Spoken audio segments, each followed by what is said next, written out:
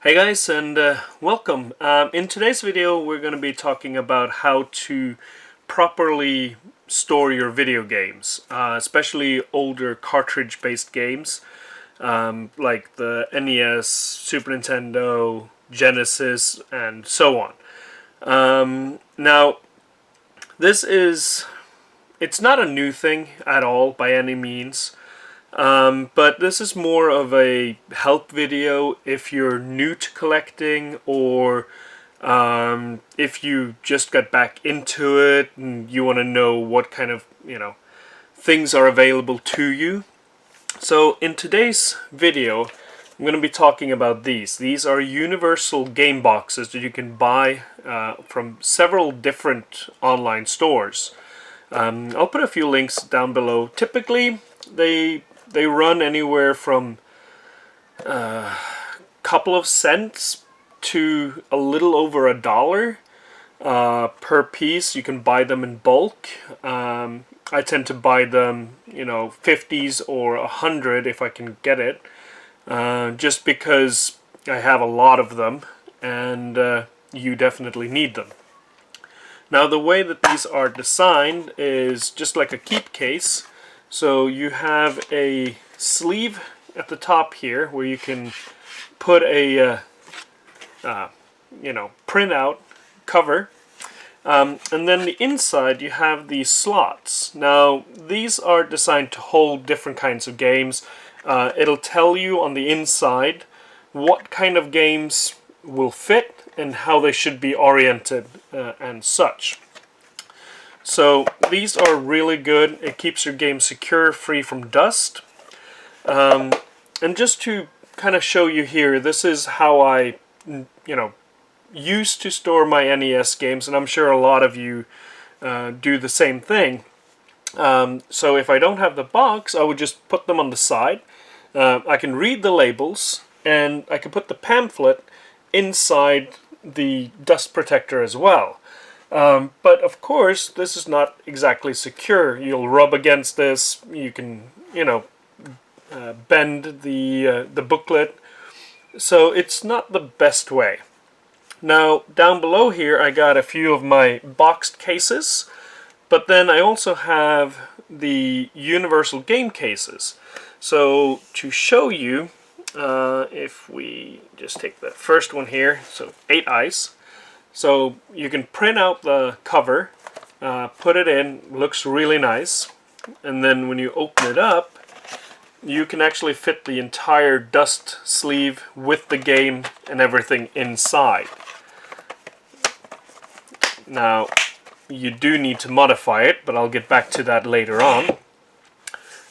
Just to show a couple of others, here's Super Nintendo with a custom Super Nintendo case. And as you can see here, you can fit the manual inside and also the game itself. So this keeps it really secure and really well protected from the elements. Here's another example. This is Glover from Nintendo 64. So same thing, got the manual and the game as well in there. So it helps to keep everything organized. And you can take out the box, you can read the back, you can look at the cover. It's a really nice way to keep your game secure and easily organized on the shelf, especially with these Nintendo 64 games where there is no label. Like the original Nintendo, you have the back label, you can actually see what game it is. These don't. So now, in this video, I'm going to be focusing on how to basically make one of these suitable for the NES. Now, the first thing you need is the cover itself. You can download these from the coverproject.net, and I'll put a link to that as well in the description. Basically, it is a community site that tries to make replacement covers for pretty much any video games ever existed, and it's an amazing resource. Now that site is suffering some downtime occasionally as people are downloading way too much, One thing that the owner wants people to realize is that if you download the entire database, it, could put them at financial risk. So just download what you need, print it, and then go to the next game. Don't go and ruining a great resource. So that's my little pep talk today. But in any case, once you download it, you will then print it out, and you need to make sure that you have big enough paper. There's lots of instructions on their website on how to print these copies. Just make sure that you are downloading the copy that is for Universal Game Case. A lot of the Nintendo cases also have alternative versions, and they're going to have a different resolution, so they're not going to work. So make sure that you are actually getting the one, thing that you need. And I'm noticing I'm a little dusty because I'm still, working in here, trying to fix everything and get my office up and running. But in any case, once you have the printout of your cover, the easiest way I found is to use one of these rulers. It's a metal ruler, and it has a cork bottom, so it doesn't slide. Then you just use a precision knife, utility knife, craft knife, one of these things. You just line it up, and you can cut fairly close to the line. It is always better to cut a little off the line if you're worried about, the sizes and so on, especially on the sides here. Tends to be too long in some cases, so it's better to cut a little bit more off than a little too little, if that makes any sense. So we'll just go around, cut all the sides, and just line the ruler up. Now this bottom isn't exactly the most level. It's just a cardboard box that I've used as my tabletop here, so I might not get the best cut, but this is for demonstration purposes only. So if this doesn't look too good, I'll just print out another one and do it properly. So like that, maybe. There we go.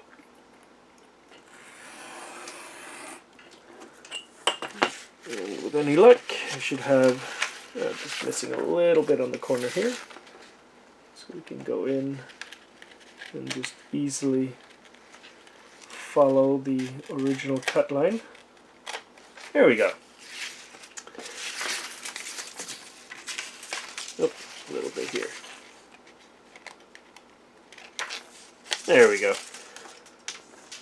So once you have the cutout, you then take your game case and insert the cover into the sleeve.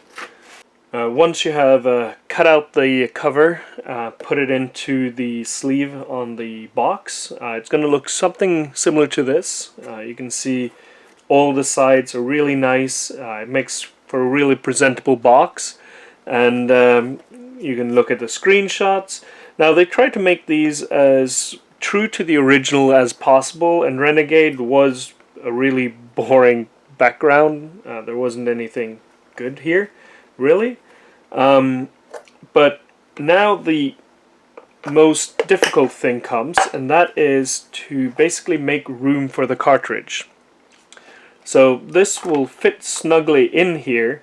You just need to modify the box first. So if you see here, you can see that they have several corners.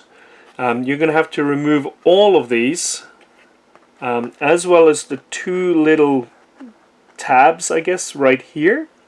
You can leave the straight line at the top as well as the bottom one, and of course the locking mechanisms on the side here, you want to leave those as well. But everything else has to go. And when I did my first couple of boxes back in the day, I used this. I got a little impatient. I used my Dremel tool, just got a cut of wheel, and would just go through and cut these off.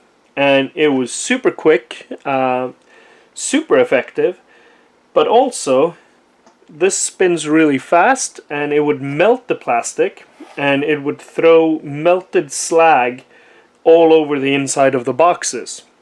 So you would have basically bits and pieces of melted plastic stuck to the inside of the box all over. And it wasn't as bad as it sounds. You could scrape it off with your finger, or just take a flat head screwdriver and just, nudge those pieces off. But it was still a lot more work. The cutting process was faster, but the cleanup took a long time.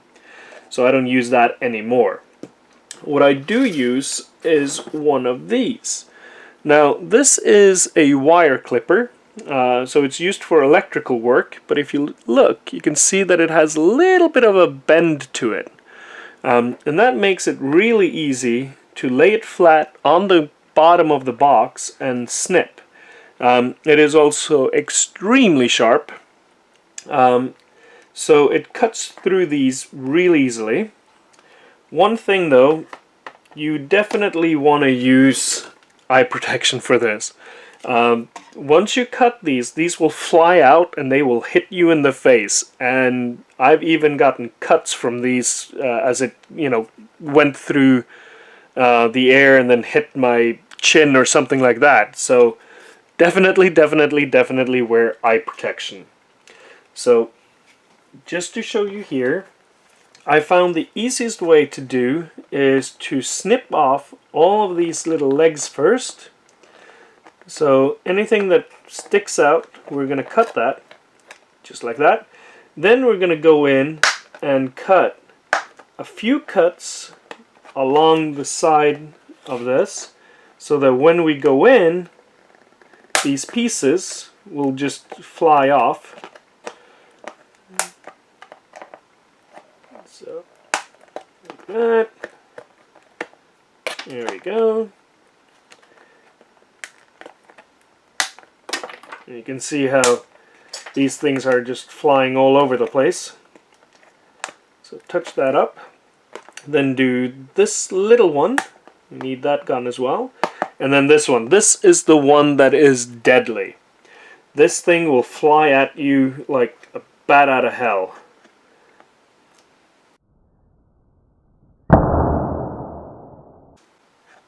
And it will hit you. So we're going to continue that around. So I'll just fast forward this process.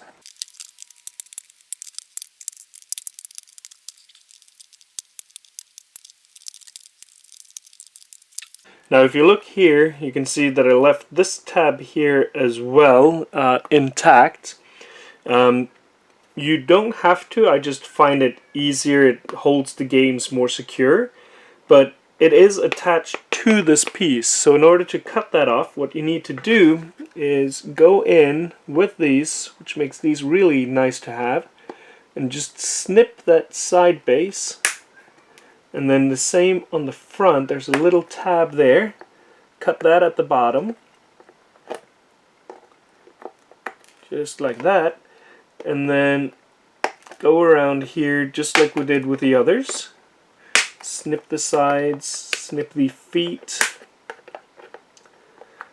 And then you can't really get to these as easily as you can to the ones right here, because you can come from this side. So the easiest way here is to go from the one that goes out on a 45-degree angle and snip that. Once you get that out, especially if you cut the sides here, you can now use that to go in and cut the rest off, which makes this a lot easier. It's still no walk in the park, but it is a lot easier to do it this way. And then cut off the little piece right here, just like that. And now you have both of those tabs in place. Now this box is, of course, not as perfect as it could be. you still have a lot of sharp edges where you cut off one of these feet. You can go back and kind of touch up if you wanted to, but you know, it's not going to be perfectly smooth. For that, I use my Dremel tool. So what I have here is a grinding stone with a rounded off tip, and I find that this is the best way to soften those edges.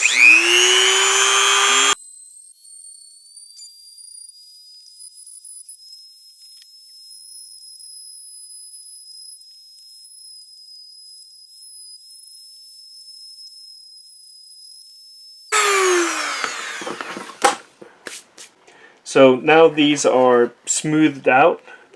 There's still some, you know, rough sanding areas here.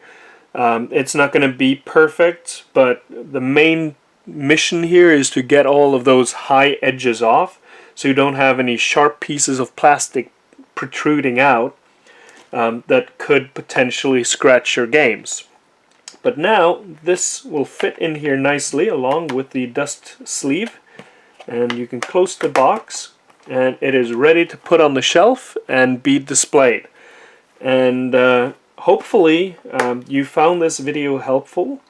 If you did, please subscribe. Comment down below other tips, tricks you have for storing your games. This is just one of many methods, but it is the most universally, accessibly easy way of doing it. And I hope to see you in the next video. Thank you so much.